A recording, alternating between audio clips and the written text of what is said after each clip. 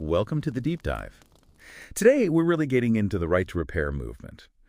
And while you might think it's just about, fixing your phone screen. Yeah, the usual stuff. Exactly. It actually goes way deeper. This is potentially reshaping, fundamental ideas about property rights. It touches on huge things like environmental crises, economic justice, even, believe it or not, human survival on other planets. It really does. So our mission here is to dig into the sources you've given us, try to unpack this whole movement, because it's fascinating how ownership itself, it's kind of changed, hasn't it, in this digital age? So. Well, you buy a physical thing, right? But increasingly, it's governed by software.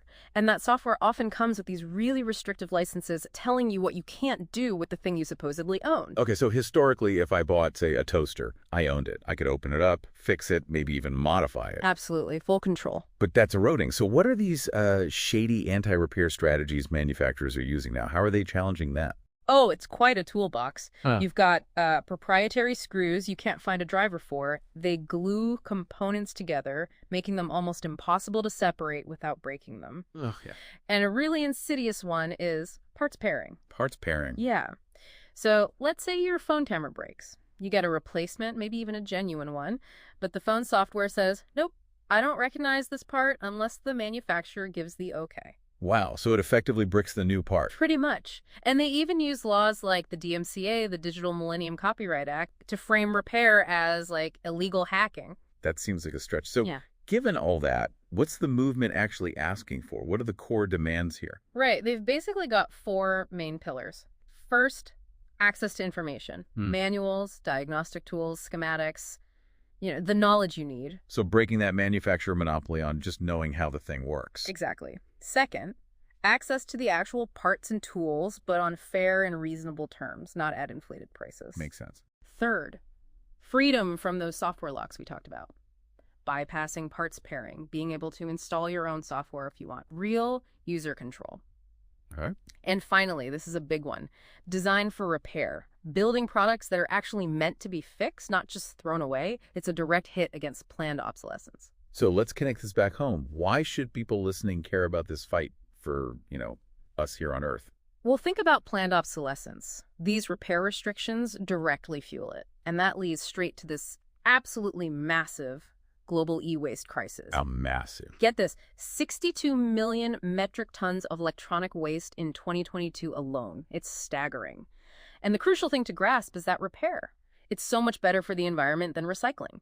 Recycling should be the last resort, really. That really puts it in perspective. And what about the economics? Does it hit our wallets, affect communities? Oh, absolutely.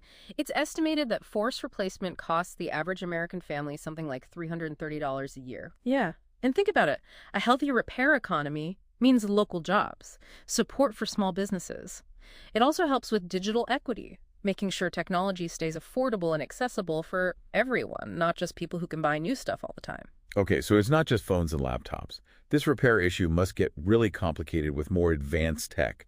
I'm thinking robotics. Definitely. You've got your, relatively simple Roomba at home, but then there are huge economically vital systems like John Deere tractors, basically computers on wheels now. Right, software-driven farming. And then you get into safety-critical stuff like the Da Vinci surgical robot.